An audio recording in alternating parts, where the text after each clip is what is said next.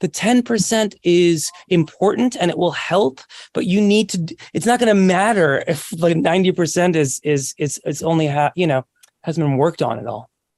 Can you clarify what that is? What is the 10%? Because it's interesting. I think the 10% for me, I think the 10% is like the agent. So many actors come up and they're like, if I could just get an agent, or this agent could and then they put all their energies into this person or people to be like, okay, now that but the 90% is the thing that can you do? Content. Yes. That's the stuff. And the stuff is not just working hard and getting out there. It's also, like you said, Tom, like working and being like, who am I? What am I doing on this earth? What's the purpose of all this? It's also, busting your ass and, doing a 60-minute. Did you memorize the whole thing, Colman? Yeah. Wow. Yeah. Insane. Oh, man. I'm going to piggyback on what you just said. Wait. How do you learn all those lines?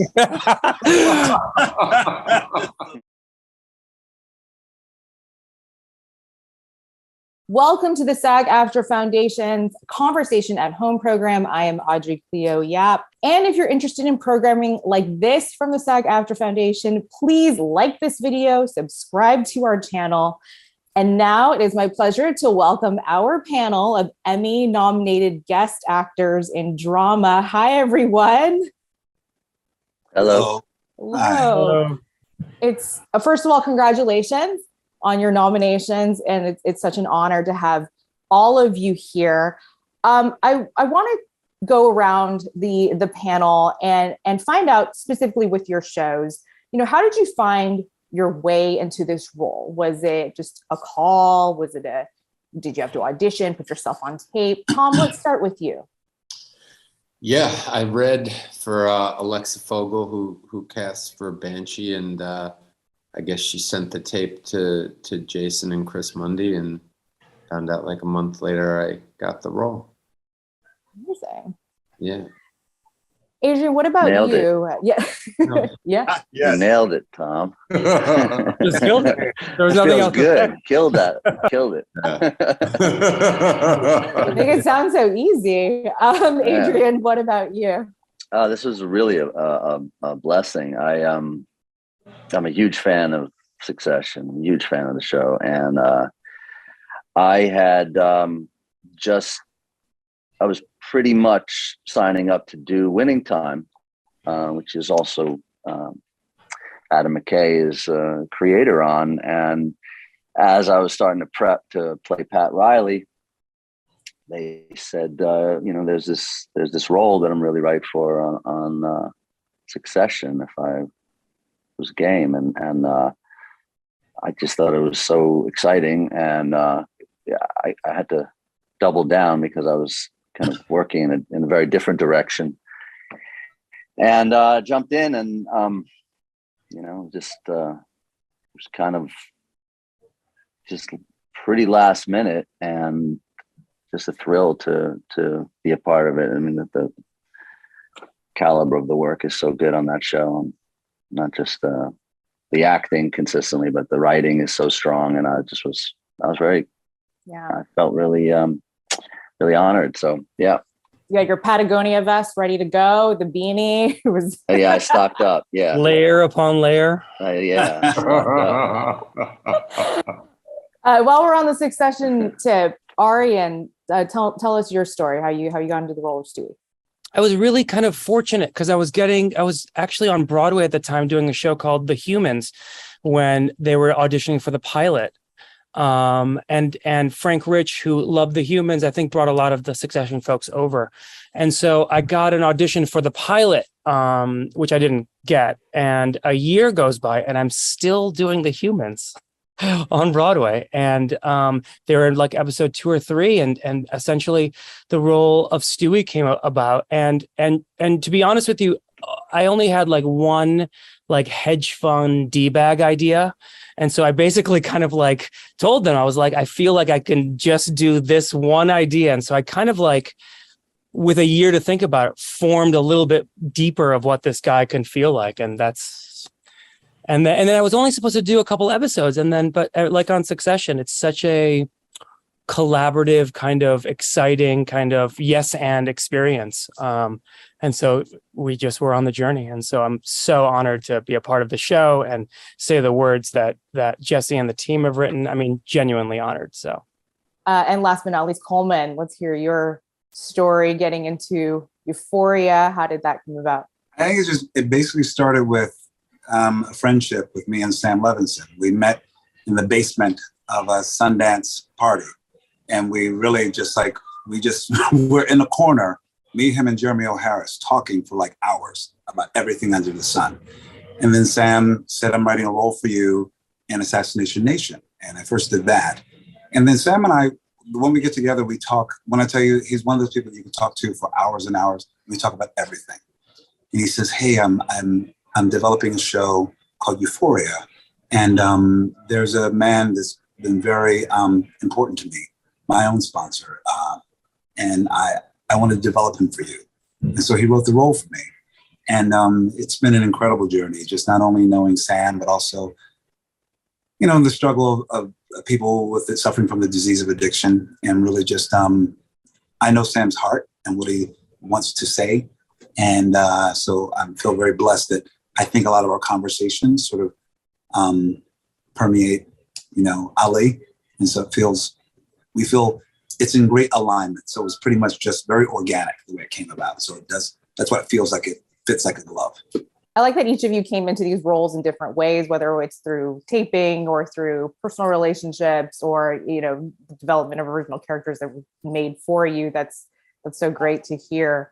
But as guest actors, do you feel that you can sort of like that you have as much latitude to collaborate with the writers and directors on the character as much as series regulars do? I know, Arian, you said that Succession is a very collaborative experience. Yeah, it can be. I'll just jump in quickly and say it's kind of like a blessing, and it's a blessing. You come into a family that's been working and chugging along for like every day, and then you come in, and then you have to kind of bring in your day to 5 days of magic in there, and yeah, I feel like on the set of Succession with Jesse, there is a nature that they want the best from all of us, and so there is an opportunity to kind of like elevate that I feel is that's very tricky and hard because we don't rehearse very much, but we do definitely get those, get an opportunity to kind of like, float out there, which is kind of very exciting. Was that your experience, Adrien, working on Succession? Well, I agree. The writing team led by Jesse and they were so wonderful and thoughtful in interpreting any ideas that I had and specifics that I had thought would be beneficial to the character and the story. And you don't always have that. And so I do agree with Arian that it is they meant what they said. And, usually when you sign up, people say they're going to make it. There are a few things that you may feel that are perhaps incongruous or could be further developed, not necessarily adding screen time, but giving the character a bit more dimension, a bit more humanity, a bit more reality. And they got all of that. And I really felt that the circumstances were so unique for Josh Aronson because, the Roys had such, Logan had such, they had such autonomy and reign supreme. And so to have a guy come in and realistically be able to disrupt that somewhat is valuable. But it needs to, he's holding the cards in that moment, and he's prepared, and so much of that dance was crucial in a few moments, and so we figured it out, and they were wonderful, and I really I sing their praises everywhere because they really gave me all of that material, and that's what we all crave, and that's what all of us as actors look for. And it's it's a real blessing when you find something that you can really connect with and is nuanced, even if you're coming in just for a bit. And furthermore, there is some excitement in coming in when it's pretty well oiled and you're swimming with these sharks that you're in their waters. But I think part of the excitement of that fuels the work, and so it was a joy, and they were all very welcoming. And Tom and Colman, what were your experiences like coming in as guest actors? Did you feel that sense of freedom and creative latitude with the rest of the cast and the showrunners? Colman? I do. I do. Well, the beautiful thing is when Euphoria started shooting, I'm on another show. I'm a regular on Fear the Walking Dead. And the schedule wasn't aligning. And I thought that, I won't be able to do it. And Sam, he took a long time before he was going to cast it. And then I was like, oh, wow, it looks like I have a hiatus. I mean, could I shoot something during the hiatus? He's like, we'll make it work. He said, we'll make it work. So he always makes it work and really makes it exciting for you. So I usually come in and shoot even an episode of mine out in a day. We shoot all my scenes. I do, which is kind of cool. There's something Adrien said about being, sometimes you could be the disruptor in there. The character comes along while the well-oiled machine's happening. And it's kind of cool because I was able to be sort of the balm on my show because it's such a wild show with teenagers doing crazy shit. Excuse my language. But and then I come in just like as the moral compass to calm things down a little bit. So can I just say, it's so nice to see Ali, by the way, when he's on the show, and I feel like I can exhale. I feel the same way. A relief. Good, yes. Like, you can good. unclench. The adult, a little bit, right? Yes, the adult is here. Like the yard duty is. Oh, thank God for. Okay, sorry, I just had to say that. So that's kind of nice, and Sam does give me some room to play, but I understand the notes that I'm here to play because I am the guest actor to come in, while this other engine is going and roaring. And then I come in with a very specific purpose. And I like that. I like the fact that it was like, I don't have to keep it all moving. So it's nice to come in and hit it, do what you need to do, move the engine along, and peace out.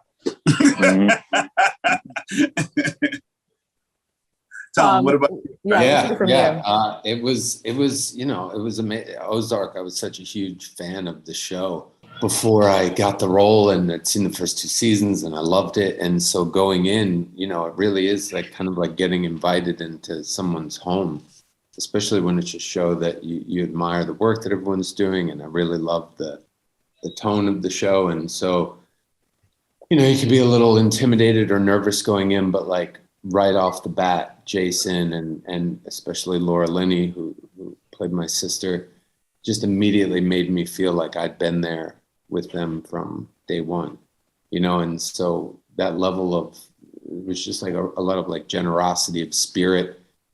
Even though the show's kind of intense, the atmosphere was very calm and everybody was happy to be there. Everyone got treated with respect.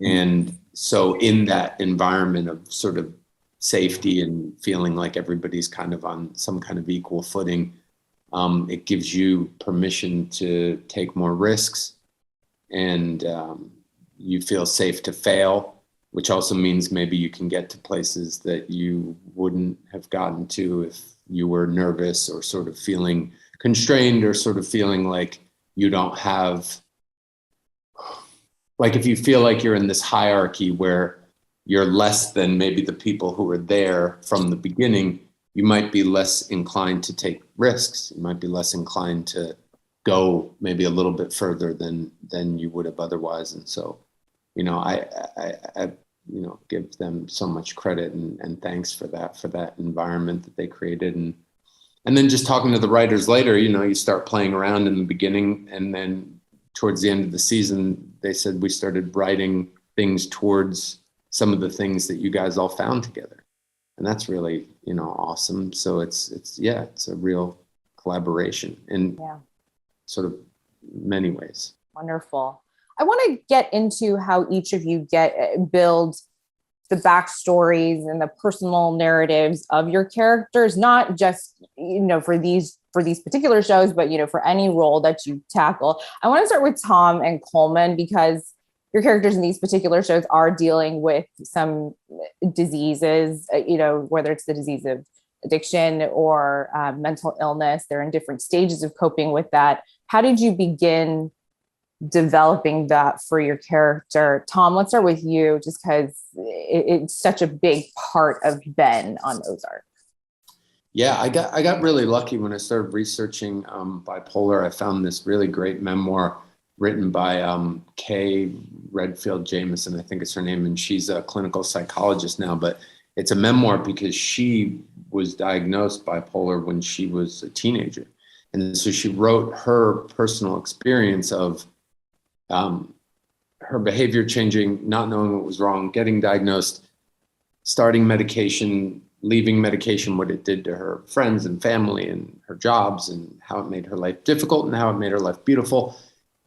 And so she's giving you this personal story. And at the same time, as a clinical psychologist and a doctor now, in hindsight, she's sort of telling you objectively what's happening and how the medication is affecting things and what's going on inside the body, like physiologically. And so it was kind of like I got everything I needed in one place. And, I don't know about you guys, but as an actor, you always want a little bit, like, it's more helpful for me if I feel like I can hear a real person talk about what their experience was emotionally, maybe a little more helpful than just like reading statistics or like a clinical play-by-play of like what a disease is, because ultimately all mental illness is going to manifest differently in each individual. So like you want to understand the thing, but then also you want to understand what the character is, because that's a human being, and then sort of try and meld them together. But I got lucky with that book because I felt like I got all the information in one place. And then, of course, none of that shit matters if the writers suck. But the writers like did an amazing job writing, I think, such a difficult character and such a complex subject. And so you get to bring what you found to work, because sometimes you could research until the all night, and it doesn't matter because the writing doesn't support what you found to be true. But on Ozark, it was like, it was seamless. It was perfect. I'm going to piggyback on something that Tom said about getting in tune with people and hearing their stories. And I know I did a lot of that in my preparation with Ali. When you're seeking to do research on the disease of addiction, actually, and I know you don't have to go too far. I can go within my own family. I can go to my friends and people willing to tell me their stories and the way they've moved through it, the challenges they've had. And that's been the greatest resource for me more than anything.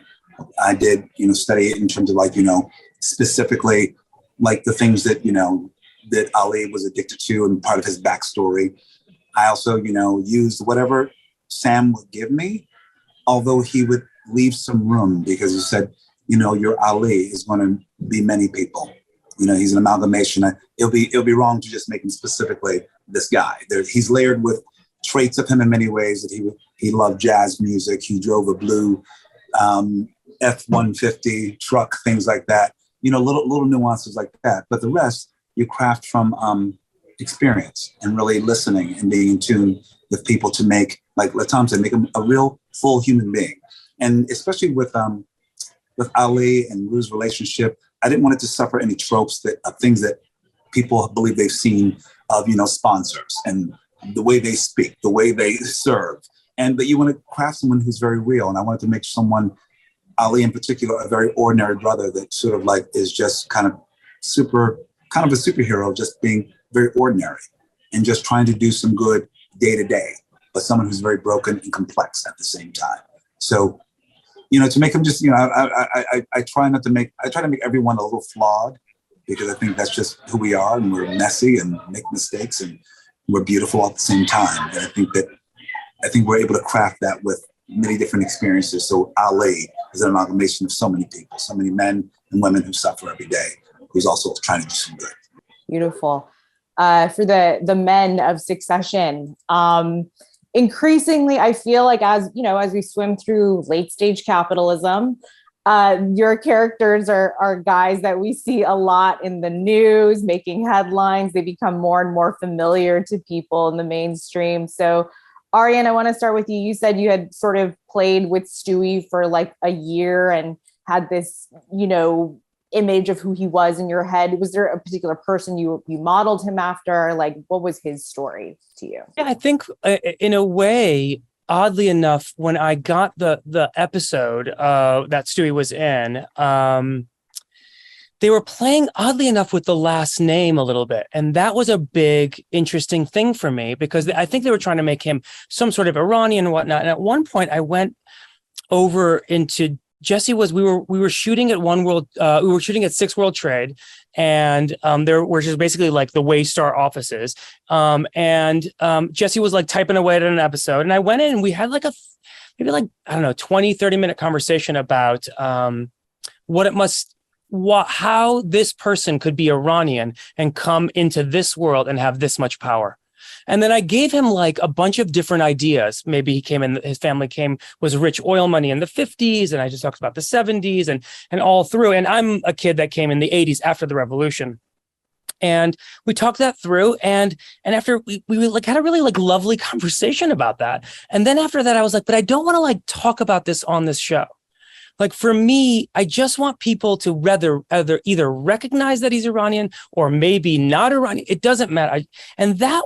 And he was so apparently just so open about that it just relaxed my shoulders, which is what Stewie is. He's a real study in relaxation under pressure. He is constantly trying to figure out how to like maneuver all these massive pieces. And so that's kind of where it really started to shape for me, that conversation with Jesse. I mean, for me, so much of this performance is based on Jesse's just unbelievable writing and his ability to leave so much room for whatever this character may or may not be. And that's why, down this, when you talk to anyone that watches the show, some people think that Stewie is the coolest. Some people think he's an asshole. Some people think he's like, you get every spectrum of it. And sometimes as I'm looking at that, and as we're all trying to do these like honest performances, as I'm looking at that, I realize that Jesse's mastered something in which that people are putting their own DNAs on us as if that's a fact. And that's kind of like the magic of what he's done. But it's just your DNA. Again, I know this because in one conversation, Tom Wamsgams is the, nails on a chalkboard. And in the other conversation, he's like, he's my only one that I like. So, that's a little bit of what Jesse brought to the table, I think. Nice.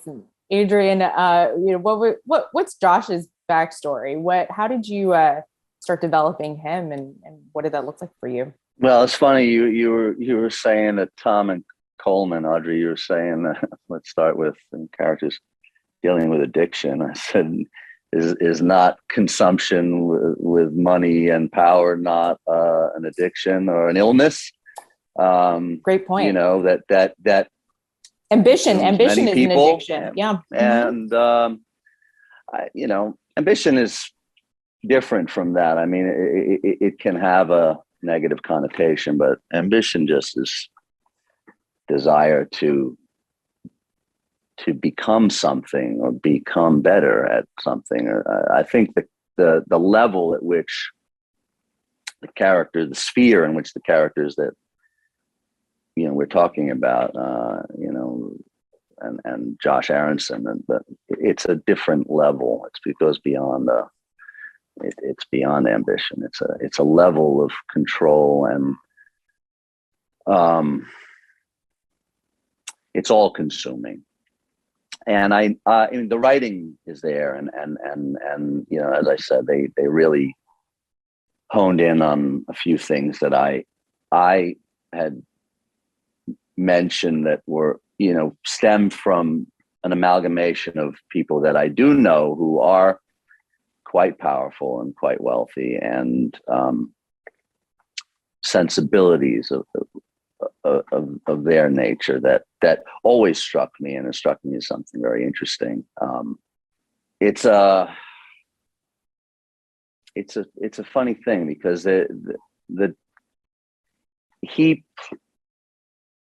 what we had to do is distill all of that in a very small moment, because Josh's appearance is just there for a very brief moment. And so much of the dynamic is this chess game, really, you know, and it was really fun for me to figure out, like you had mentioned, my layers, and that was all an intentional decision. It wasn't just let me find some cool stuff to put on. I really wanted to create a complexity within him that so everything basically was premeditated. So the intention to have them come to visit him on his island and claiming that his daughter wasn't well and now she's well, and they assume, knowing that they would assume they're going to have a sit down, maybe have a drink or a bite, and come in their loafers and their suits, or, you know, not prepared for the elements. And I wanted him to be overly prepared for whatever comes, inclement weather, it's going to be hot, whatever, right? And so that the layers and his footwear and attire all really was to set him to be super prepared and to kind of drag them into the woods, you know, literally and metaphorically. And they didn't see it coming. And, you know, then he was able to observe the family dynamic and you know, how much was bullshit and how much was manageable, and how if there was love and support that would supersede the feuding. And so it was really fun. It was a really fun dynamic, but it's kind of based loosely on, aside from the character as scripted, it's kind of based on a few people that I know. Well, I love that you call their interactions a chess game, and this leads to my next question for everyone, which is when you step into these spaces and you get to, you know, play with your fellow actors, people have different ways of, you know, going about their craft, you know, rehearsal, and I'm curious about that process. So Adrien, I actually want to toss it back to you, because your scenes are pretty much exclusively with Jeremy Strong and Brian Cox. Jeremy has a very particular way of going about his craft. Brian, from what I've read, is sort of the opposite. So what did like rehearsals look like among the three of you? Did you dialogue in character only? I'm very curious about this process. And this is for everyone. Yeah. I mean, dialogue only in character. I'm always in character. Always. It may not be the character in the show, but it is a character. I definitely feel like Jeremy was a bit in character for most of it, but it was fun because there was quite a bit of improvisation, which as I recall, it was a while ago, but as I recall, I feel like I'd play along. I love anyone's methodology. Any way you can get there, and I can be of assistance that doesn't throw me or the crew or the production, we go there. I have no problem. It's really fun. And that's the beauty of being an actor and being on set with creative people. And there's always a different way. There's no right or wrong way to find it. That you just have to do it within the time constraints. And you know, you're right. You know, I don't want to like kiss and tell. So you said it. You know, they have a very different way of working, and you know. Kind of reminded me, I was thinking of the Olivier and Dustin Hoffman, where Hoffman was like, you know, just not sleeping. And you guys know that story where he's just totally abusing himself. And I think it was Marathon Man. I think, you know, tooth was killing, whatever it was, right? And his tooth was killing, just really torturing himself. And Olivier said, perhaps something, I'm paraphrasing, he's like, perhaps try acting, darling, or you know, something along those lines. Yes. Right? You know, that's what he's. I'm a bit of both. I some days walk around with rocks in my shoes, and some days I can be joking around and jump right in and be there and really find that and not need to torment myself to find a moment of torment or joy or vice versa, right? And so I feel like I love what Jeremy was bringing. Jeremy was really focused. And I think Jeremy gave me a heads up. He got my number and texted me before we had an initial rehearsal with everyone, with just us and the directors. And I think he said, I haven't been talking to Brian. I just want you to know, like, so I may not come to this thing because I haven't seen Brian. And that was a real conscious choice, to kind of keep a distance, so that there is a distance. And I think that's valuable. And I think Brian could care less and could just show up and, be very present and do it. It's a very different approach. And both of them were lovely, and both of them were, wonderful with each other. And I feel like they handled it very respectfully. But it was very different processes. And it was fun. It was fun because also my character is an observer and coming in to watch the dynamic. Mm-hmm. So I was acutely, I'm relatively observant anyway, but I love to watch. My mother's a photographer. I grew up the son of a photographer. Imagery and the what's within the moment is very much part of what I like to key into, and that is, I think, perhaps fed me as an actor. I don't carry a camera, but I do something similar with the way I interact and what I see. And when I see certain characteristics within people, I kind of absorb that and the uniqueness of those things.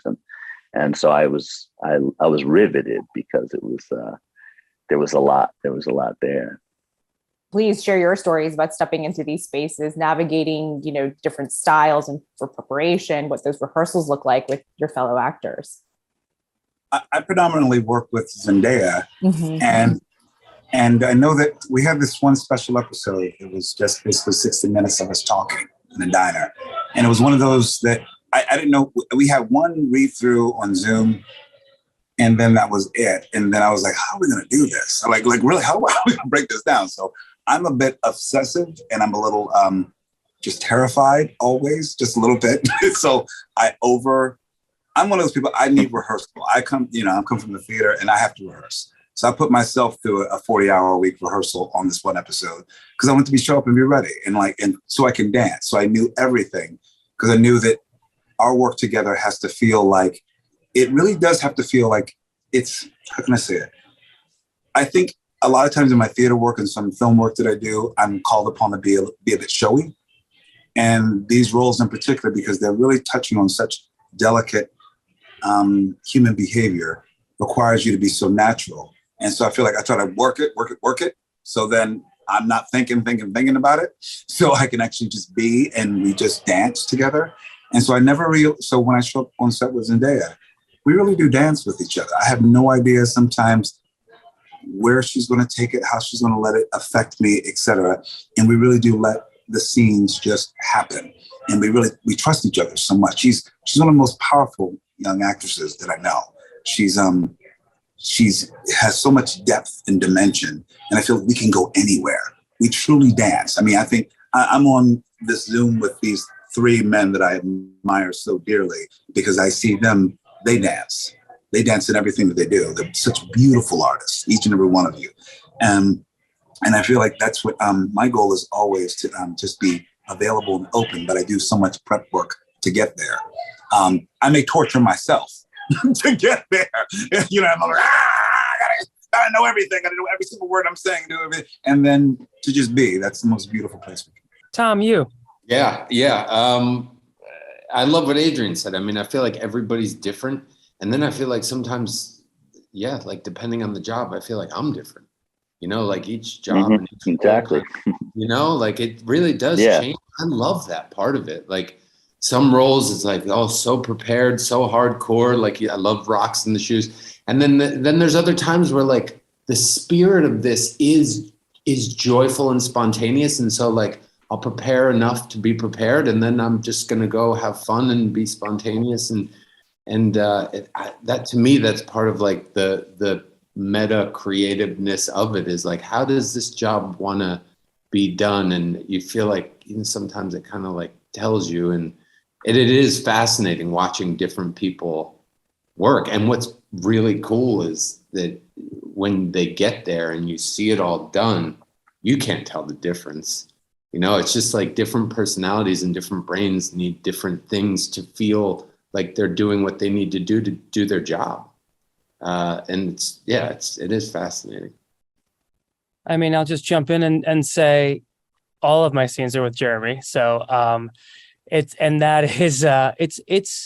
you know, I'll tell you, the first time, I've known Jeremy since I was 19 at the Steppenwolf Summer Theater Program. He and I both have this beautiful friend of ours named Brendan Donaldson, and a beautiful actor.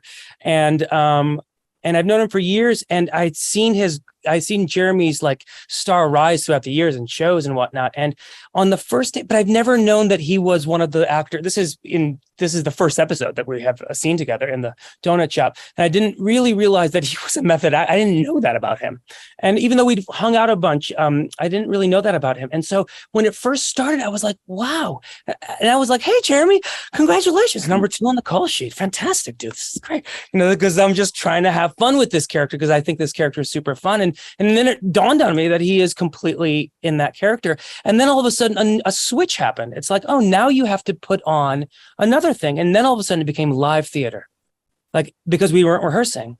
And this was this like 6 or 5 page scene that we were coming indoors, outdoors. It was raining outside. There was improvised. It was like a whole thing. And at that moment, I think so much of the character and so much of the piece together, working alongside what was his process, informed so much of what I was going to be doing, and informed the relationships throughout the cast of, I think, Succession. I think that there is a lot of different people and a lot of different, attitudes about this. And it's really just, I like what Adrien said. It's like, you're not hurting anybody. Your process is your process. And he's incredibly generous, right? I mean, he's such a generous actor. So yeah, you know, he's so welcoming, and there, you know, he's just he's doing the work, and he's doing the work. And it's wonderful. And it's really, and he is wonderful, and he does do, but it really elevates the thing. And then I have scenes with Brian, and Brian, you know, who is not the same way. He's like, we should be rehearsing now. And then we like run the lines a bunch of times. And so you have to adjust in that sphere. And I really accredit a lot of it to just theater training. You know, I'm just going to shout out Colman here, but Colman and I, we first met in 2011, if you can believe that, when we were both nominated for a Tony Award. And Colman was so generous back then too. And I think that like so much of what I've witnessed on set, and I bet it's the same in Euphoria, and I'm sure in Ozark as well, is that we're being, and we're trying to bring in all of our energy, and we're being in this space and bringing our best selves to it. And really, there's a bunch of obstacles, and we kind of hammer through them just like these characters do. And then we come out the other end with drinks. Yeah. Yeah. I like that. Yeah. We are running up on time. This has been so much fun, and I could talk to all of you for forever, but I do want to go around, and because this is for SAG-AFTRA members, what is one piece of advice you can impart upon your fellow actors, no matter where they are in their careers? Tom, let's start with you. Oh boy. I guess I'll just try and think about what I would have said to the younger version of myself. And it's just, you know, especially to the younger version of me, just do you, you know, like your interpretation, your feelings, all of those things are so valid. And it's the only thing that you can bring that no one else can. And I spent years, I think, trying to please or trying to understand what I thought someone else wanted. And it's so constricting, and it's not fun, and it's not creative. And, you know, so I would just say that, you know, any actor really, especially when you're young, I think, is like, give yourself permission to know that what you can bring is unique and wonderful, and that's the most exciting thing that you can do. And there's really no right or wrong, really. Like, yeah. So Colman, Arian, and then Adrien. I think I would say what I feel like I say on repeat, which is no one can tell you not to create. That is your God-given right. You can create from wherever you are. You can do it right now. You don't have to wait for it. You can create the thing that you want to see, the thing that you want to be. You can actually make it happen. And I think I teach as well. I'm a professor at USC, and the thing that I always want to tell students is like, no, you can do it. You have the power. And I think that's something Tom was saying. You don't have to ask for permission. An artist creates, and you create from where you are and from your experience. Just start now. That is beautiful and so true. And you are a living example of it, Colman. Seriously. You all are. For me, it is kind of on the same path as you guys. Like, the reason why an agent gets 10% is because they're only doing 10% of the work. You have to work on that 90%. That's the whole game. Don't put your energies on other people. The 90% is the thing that will lift you up, and working hard at it and creating and knowing yourself. That's all a part of this 90%, and helping others and being of service and being empathetic and having fun and going, like all of it. That's part of that 90%. And I just tell young students as well, I teach as well, Colman, like, it's focus on the 90%. Just focus on that. Like, the 10% is important and it will help, but you need to, it's not going to matter if like 90% is only hasn't been worked on at all. Can you clarify what that is? What is the 10%? Because it's interesting. I think the 10% for me, I think the 10% is like the agent. So many actors come up and they're like, if I could just get an agent, or this agent could and they focus all their energies on this 10% of this job. And then they put all their energies into this person or people to be like, okay, now that but the 90% is the thing What that can you do? content. Yes. That's the stuff. And the stuff is not just working hard and getting out there. It's also, like you said, Tom, like working and being like, who am I? What am I doing on this earth? What's the purpose of all this? It's also, busting your ass and, doing a 60-minute. Did you memorize the whole thing, Colman? Yeah. Wow. Yeah. Insane. Oh, man. I'm going to piggyback on what you just said. Wait. How do you learn all those lines?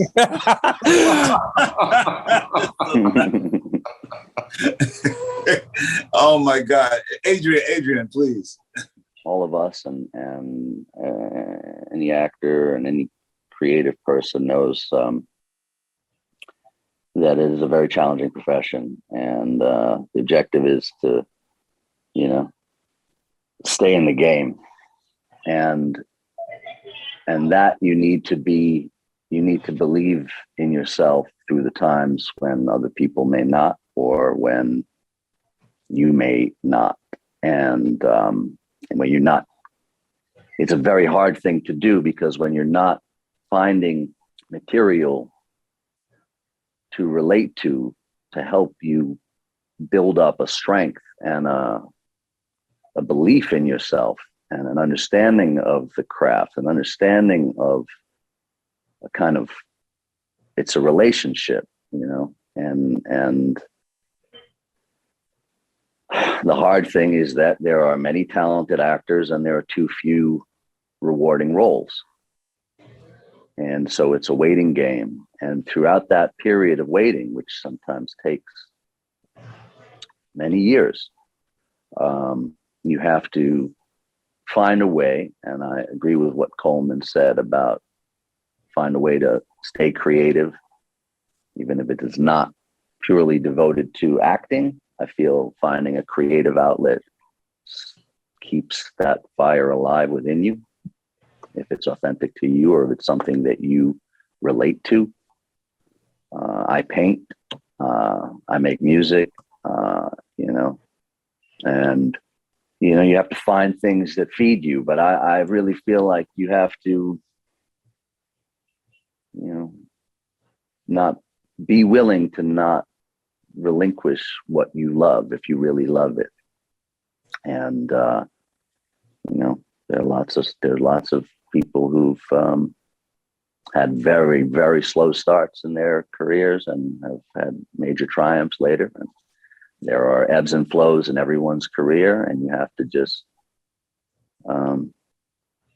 keep your eye on it and keep focused. And you know, it sure does help if you have a good agent. I think it's more valuable than 10% if you have a really good agent, because it is a complex business, and it is a wonderful thing to have people that hold you up and fight for you and are on your team.